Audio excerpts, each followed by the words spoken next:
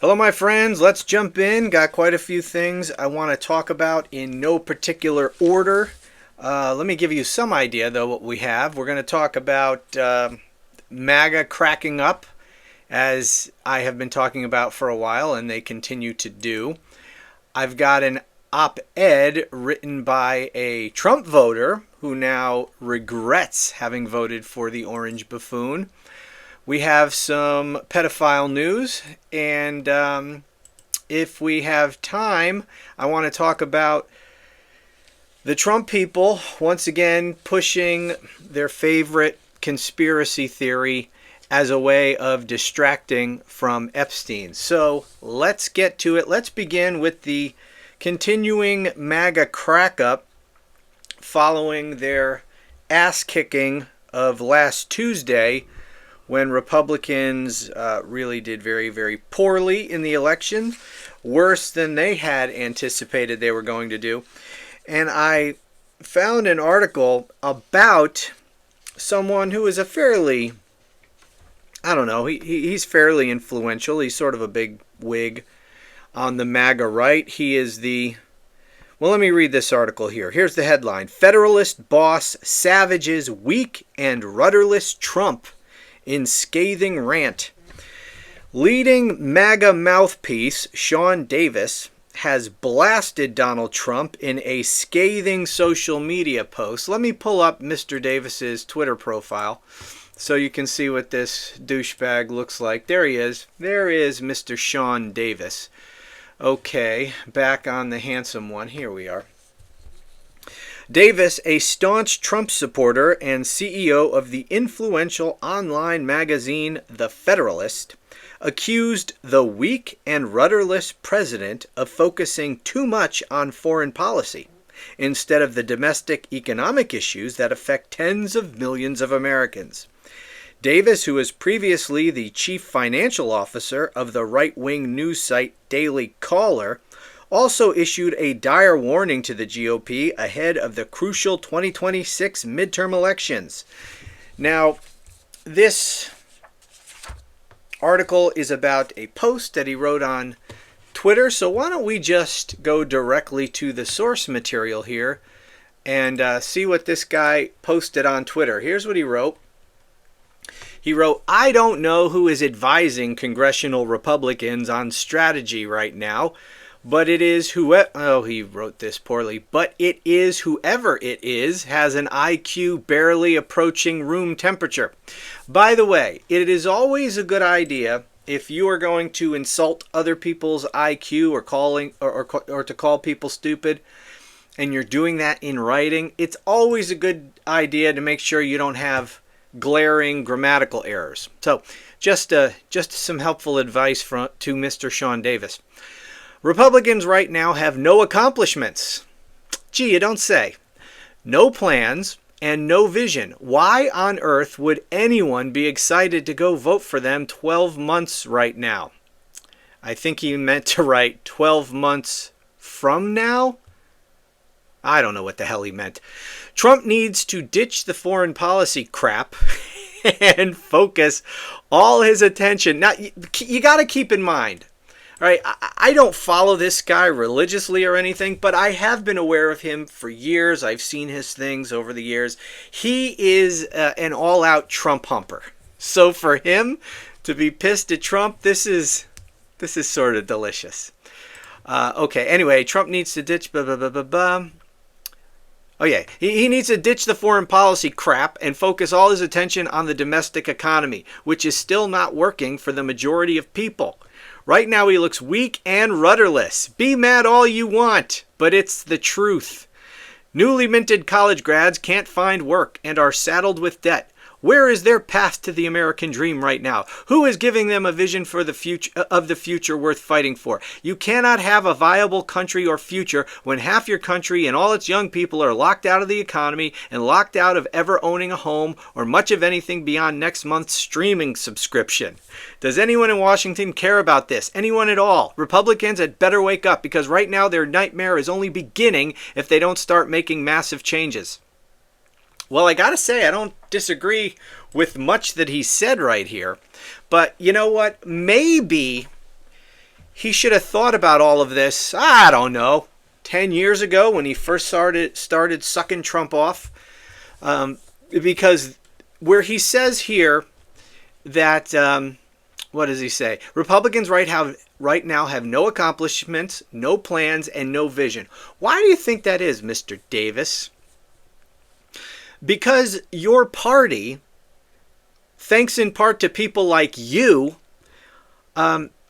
is nothing more than a cult of personality. Trump runs the show completely and totally. So I appreciate that you say that Trump right now looks weak and rudderless. I appreciate that you at least say that, because that's sort of a big deal to even say that against the Orange God King. To the cult. I mean, because who do you think reads his tweets? It's MAGA. So, it's good that he says this. But why do they have no accomplishments? Why do they have no plans? Why do they have no vision? Because they gave all that up when they decided, and people like you decided, to turn the Republican Party into a cult of personality. When you take a political party, that is supposed to be based on certain issues and principles and policy positions. When you take a political party and say, you know what, we're not going to care about that shit anymore. We're just going to become a cult of personality in service of one man. When you do that, you don't have any more policies. You have no more principles. You are completely at the whim of your cult leader. And if you think I'm exaggerating this in any way, remember, Republicans completely got rid of their party platform. They literally said, you know what, we're not going to have a party platform anymore. Our platform is whatever Donald Trump wants. That was literally their party platform in the last election. And I'm not sure if they adopted that same one in 2020, but they certainly had it last time. And so you now exist as a political party to do nothing other than support Donald Trump in whatever he wants to do that day. Whatever he says he supports that day. So I don't know what you expected the Republican Party to have in terms of accomplishments. I don't know what you expected them to have in terms of plans. They don't make the plans. Donald Trump makes the plans. They're not going to go get ahead of Donald Trump. They're not going to announce any legislative agenda. They're not going to announce any set of policy proposals. Why? Because that might be in contradiction of what Donald Trump wants. So they're not going to do that. They're going to wait for Donald Trump to tell them what to do. So I'm glad that he at least described Trump as at least looking weak and rudderless. But, you shouldn't be training your anger on Republicans. You should be pointing it directly at Donald Trump. This is all on Donald Trump. You pissed off that your party got their asses kicked in the last election? That was because of Donald Trump. 100% because of Donald Trump. That's where all your problems begin and end. You have other problems besides that. But your main problem right now that you need to deal with is Donald Trump. You guys did not have to do this to yourselves. You did not have to take your political party and turn it into a cult of personality. You did that. That was a conscious choice. And I've read this piece of shit, Sean Davis's tweets over the years. I've even read some of his articles over the years. He is a Trump humper. He was all about turning the Republican Party into a cult of personality. He defended Trump at every turn. For money. Now, I don't know what this piece of shit actually believes. It seems like he actually, I don't know. I don't want to go any further. I don't know what motivates this guy beyond money. But I do know that is why so many people went along with all of this, especially in the right-wing media ecosystem. A lot of them went along with it. Like, take my favorite piece of shit, Mark Levin. I detest this man. To me, he is the biggest sellout in all of right-wing media. Mark Levin. Mark Levin, I'm Mr. Constitution. Whatever I say is conservative orthodoxy. I worked for Ronald Reagan. Donald Trump is the greatest president ever. That guy.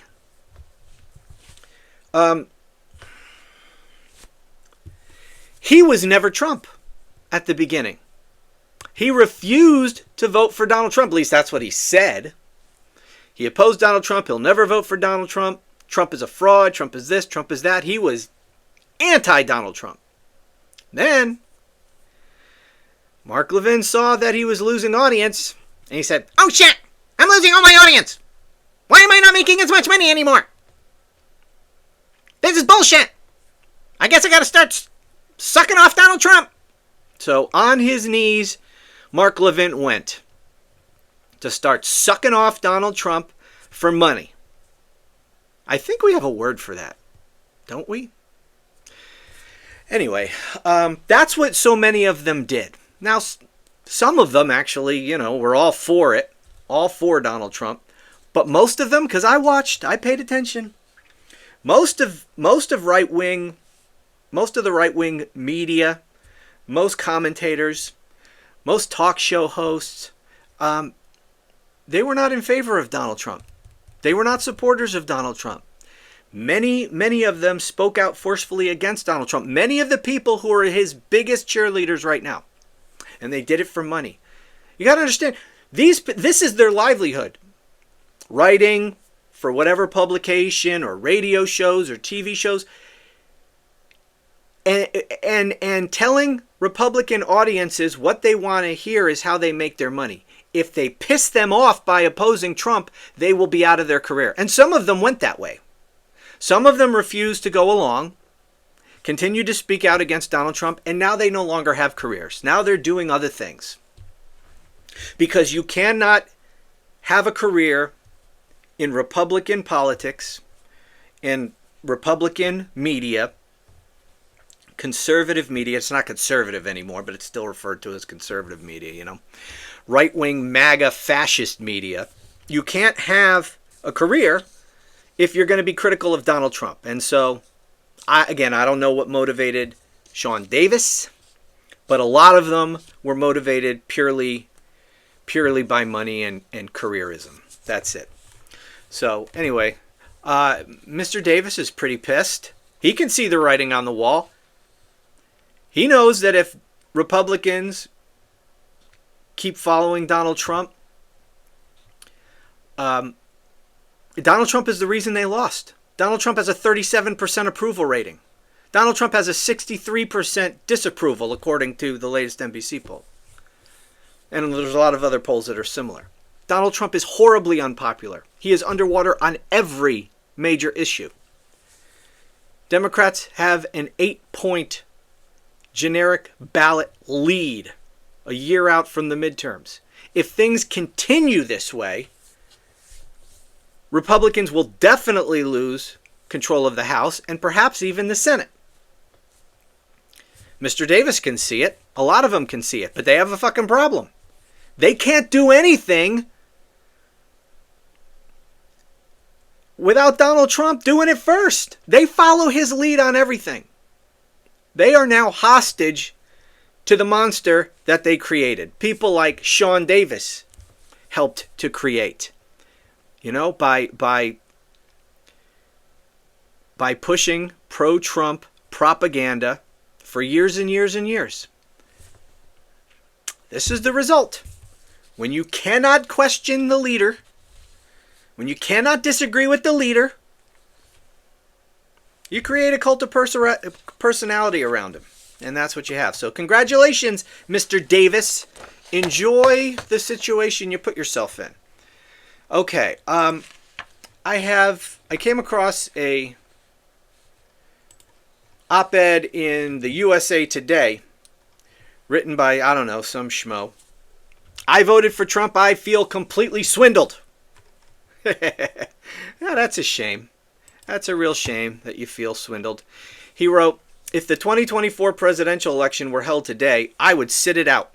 I am, however, extremely likely to vote in the upcoming 2026 midterm and the 2028 general elections. Let's hear what he has to say. A year after the president election, already we're off to a bad start. A year after the president election. I ain't shitting you, that's what he wrote. A year after the president election, I feel completely swindled. I'm assuming, I mean, come on, he voted for Trump in the last election. How smart can this motherfucker be? So, I mean, I'm assuming he meant to say a year after the presidential election, I feel completely swindled. I am a libertarian. Oh, geez. There you go. That tells us what we need to know. I am a libertarian. Look, I've got no problem generally speaking with the idea of being a libertarian, but the libertarian, I mean, I am libertarian in a lot of ways.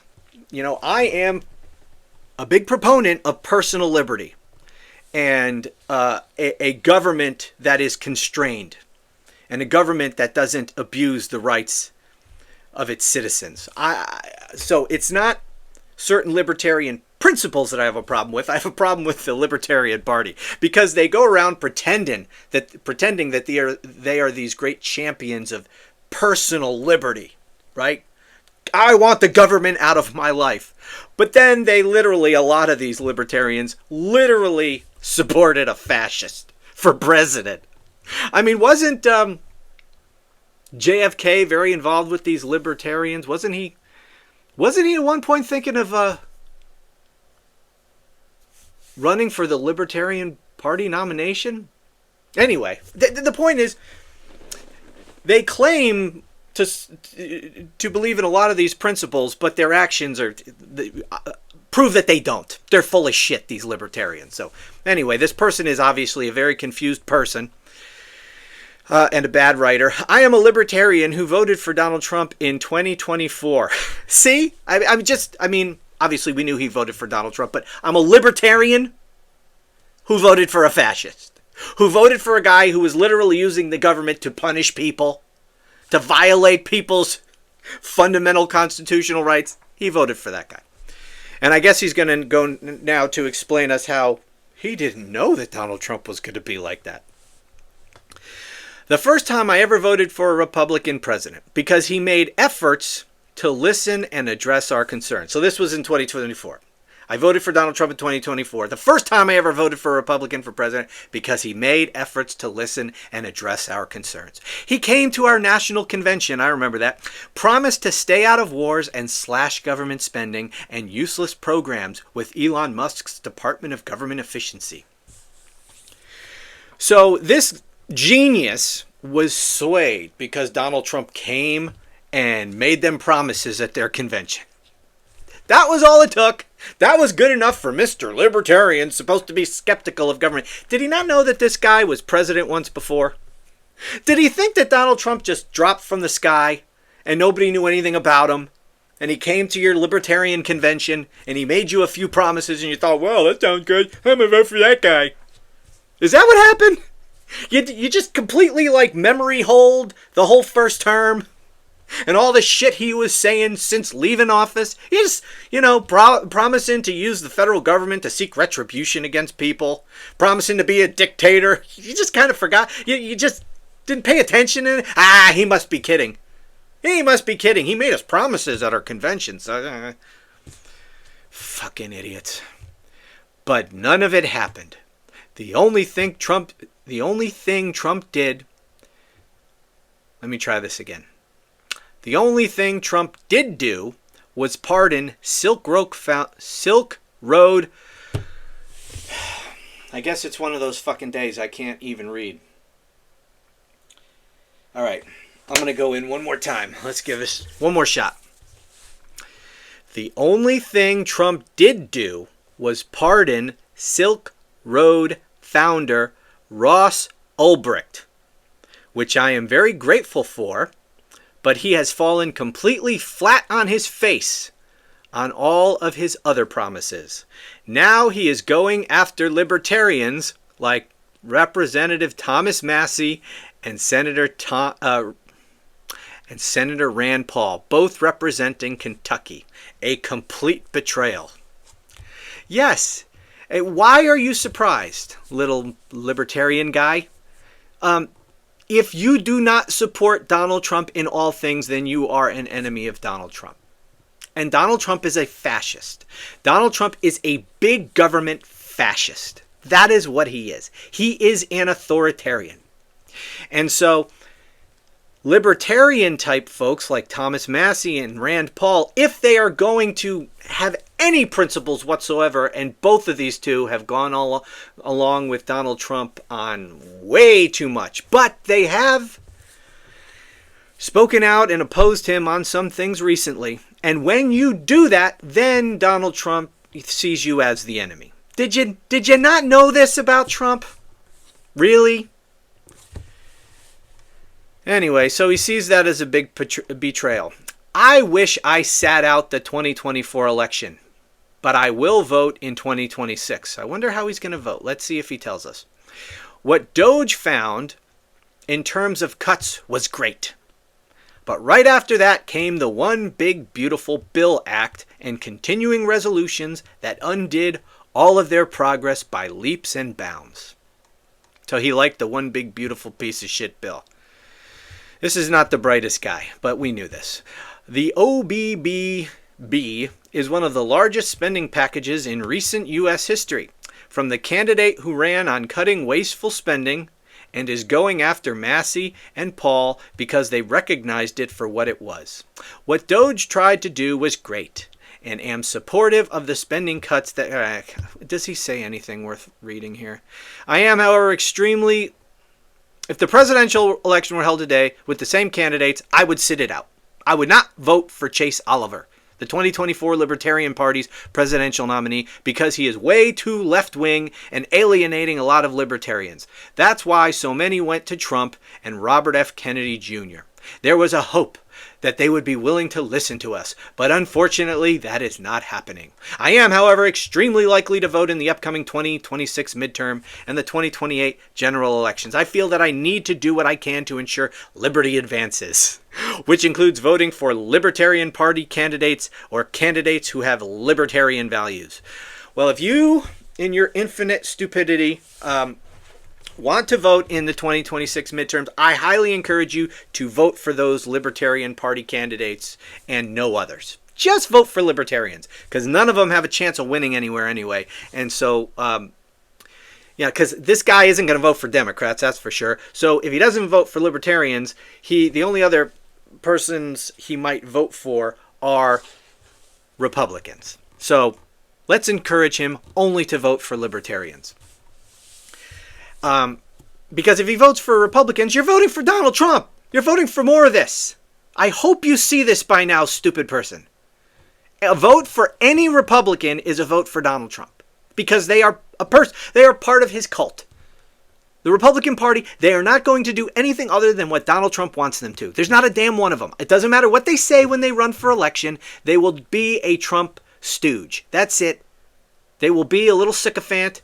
They will get in line, they will do what they're told, and that's it. So a vote for a Republican is a vote for Donald Trump. Okay, so we had that.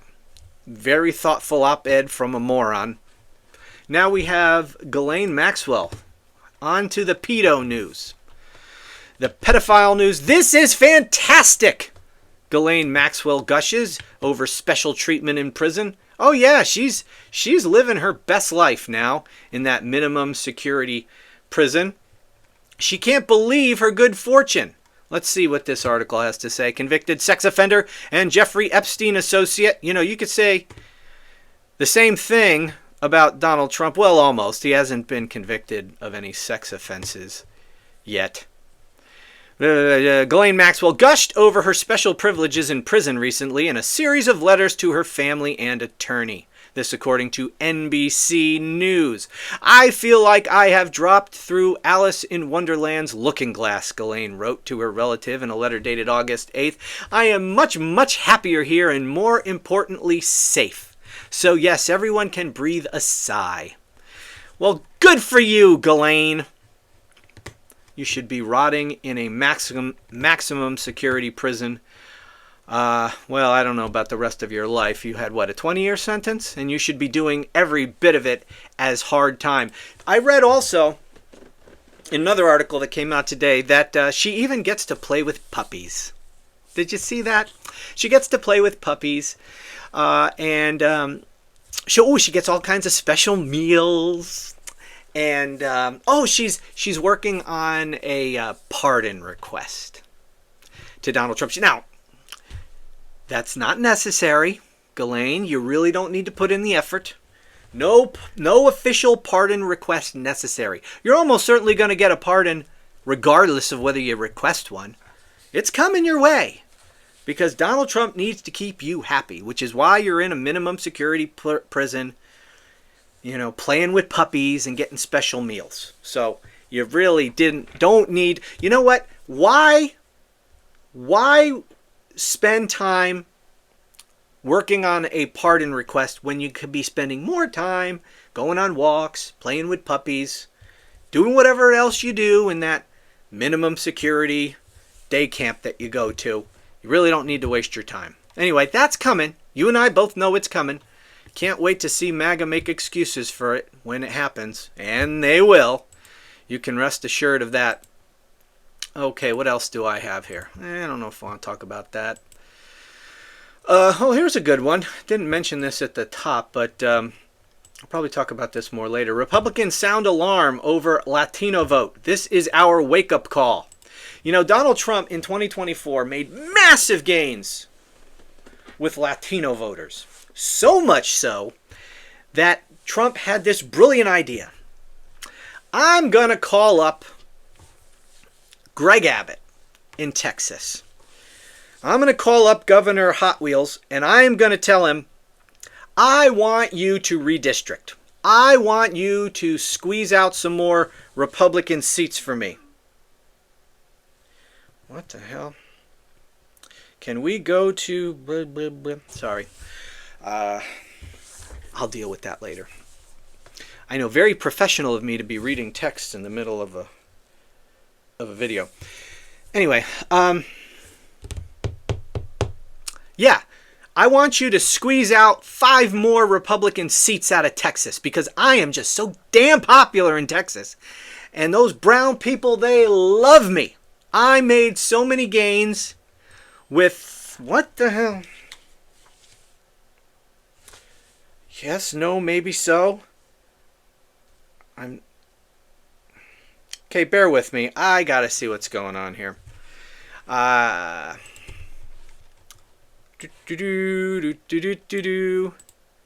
Let's see. Yes, no, maybe so. I will say yes. Yes. There you go. Okay, sorry about that. We were going to keep getting interrupted, I'm telling you. They were not going to leave me alone. Anyway, I'm so damn popular with those brown people that we can get more Republican seats. So, that is what Donald Trump wanted Governor Hot Wheels to do, and that is what he did. Because he knows who butters his bread. And so, they redistricted. Now they got a fucking problem on their hands. Because, really, this plan to redistrict and get these because understand this. Texas was already gerrymandered, as most states are. Texas already gerrymandered the fuck out of themselves, right? And so if you're going to redraw the maps, you are going to dilute the Republican vote. But see, they figured, well, you know what? We can afford to. We can include more Latinos in these different districts now because brown people love Trump. They love them some Trump now. He's so damn popular with these brown folks. And so we can redistrict and just assume that, well, they voted in higher numbers for Republicans in this last election, so obviously they're going to vote that way forever, right? That was their assumption. You see the problem here? There is no group that has abandoned Trump in greater numbers since the election than Hispanics. Or they're one of the groups. That might not be exactly correct. It depends what groups you're looking at here, I guess. And I don't have all the numbers in front of me. But Latinos abandoned Trump and Democrats and Republicans in droves. We know this from the polling, and we saw this on Tuesday. So, this genius plan of theirs to squeeze out all these new Republican seats out of Texas may blow up spectacularly in their fucking faces. So, now they're worried about it, as they should be. That's such a shame. And finally, I'll hit this, but I'm not going to be able to spend the time on it that it deserves, so I'll talk about this again later, but take a look at this. This is the New York Times. Trump loyalists push grand conspiracy as new subpoenas land. The Justice Department moved an inquiry that appeared initially focused on the former CIA director, John Brennan, to South Florida and is beginning to recruit line prosecutors. This has to do with Donald Trump saying that there was this vast criminal conspiracy when he ran the first time back in 2016, this vast criminal conspiracy to accuse Trump of Russian collusion, and they spied on my campaign. They spied on my campaign, damn it. I want them prosecuted. You know, all of that. And this is one of his favorite conspiracy theories. Every time he gets in trouble, every time he wants to distract his base, over the last 10 years, he has gone to this. He has threatened to throw these people in prison. Barack Obama, Joe Biden, James Comey, John Brennan, you know, all of these people. They spied on my campaign. And so they're back to it. This is one of their old favorites. You know, got to continue to distract from Epstein. So now they're doing this. And they're saying that this article goes on to say that they got this hack prosecutor, U.S. attorney in Florida, who has impaneled a grand jury, and they're hiring line prosecutors supposedly to go after these people. They got a couple problems, though. Number one is, I doubt there's no evidence. Because if there was, they would have been prosecuted during Trump's first term. There's no evidence, okay? So that's a problem. No crimes. That's number one. Number two, even if there were crimes, guess what? There's a little thing called a statute of limitations. And guess what the statute of limitations for most federal crimes is? 5 years. And we're talking about crimes alleged to have been committed back in 2016, 2017. Now, even Trump supporters should be able to figure out that that's more than 5 years ago. So even if there were crimes, you can't prosecute anyone for them. But there weren't. Anyway, but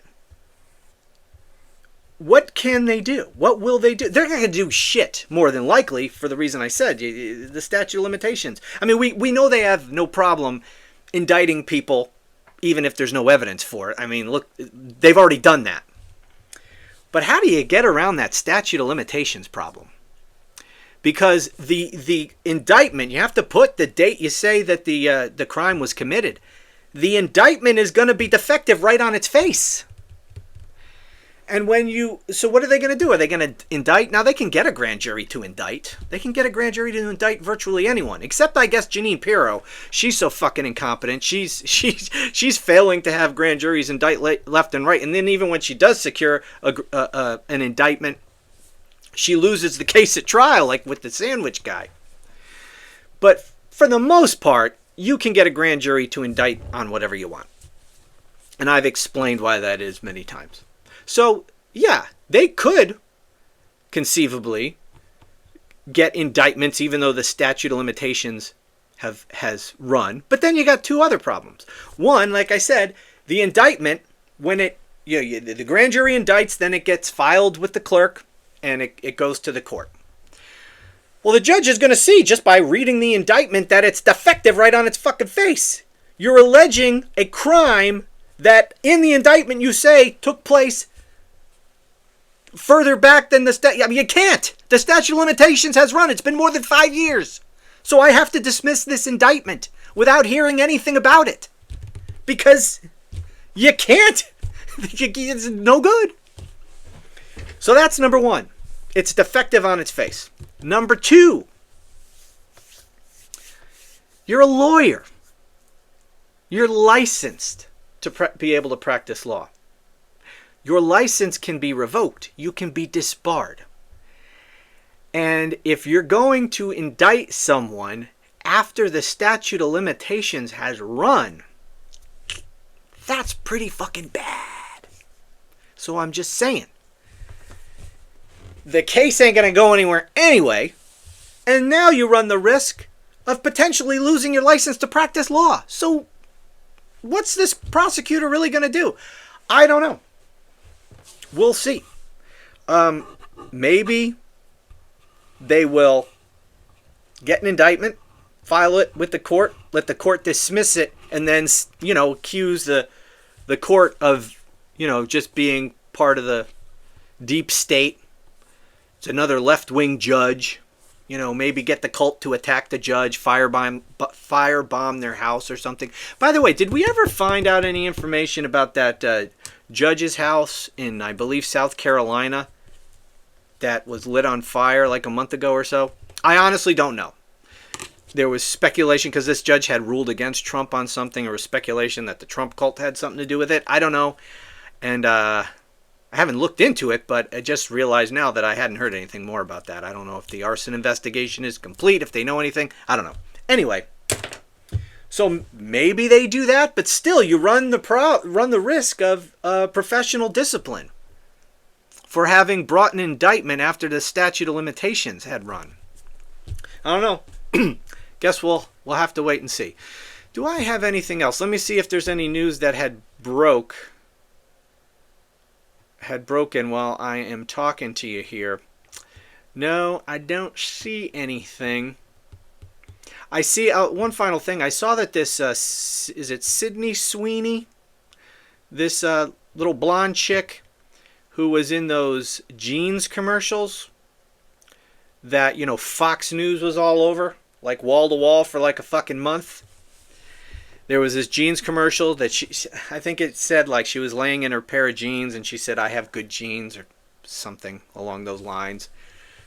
And maybe one liberal somewhere online made a comment about how this is,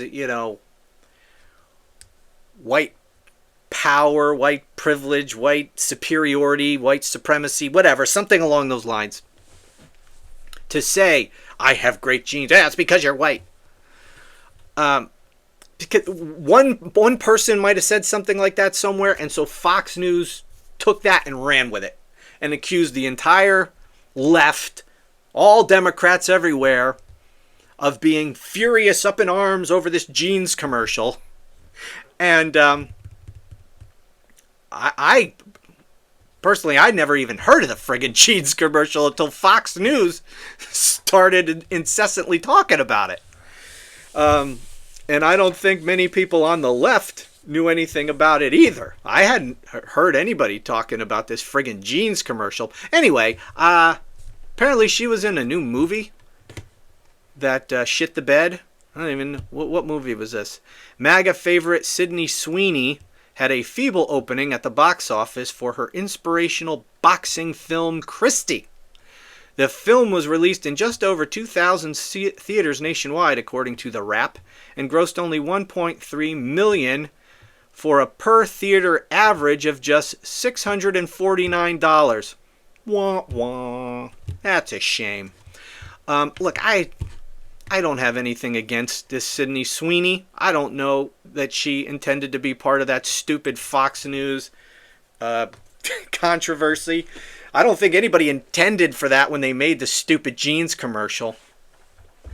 The only thing I know about Sydney Sweeney is I started watching, what was the name of it? White Lotus. I only watched the first season. I don't know how many seasons there are, but I watched the first season. And apparently Sydney Sweeney was in that. I didn't know it until at the end of almost the end of the season. Someone had mentioned to me that, "Oh, that's that woman from the jeans commercial and all that. That's Sydney Sweeney." I'm like, oh. I had no idea that was her. I will say, though, I did not like her character. Very, very annoying. But she was probably supposed to be annoying, so maybe she did a good job. I don't know. Anyway, I guess that's it. So thanks for watching. We'll do this again real soon.